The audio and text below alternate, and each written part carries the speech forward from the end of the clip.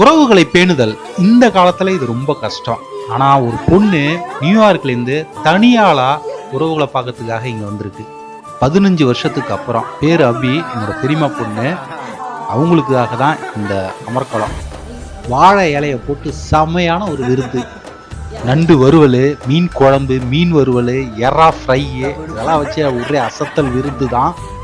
அபி வந்து கிளவுஸ் எல்லாம் எடுத்துட்டு வந்துச்சு நண்டு சாப்பிடுறதுக்கு.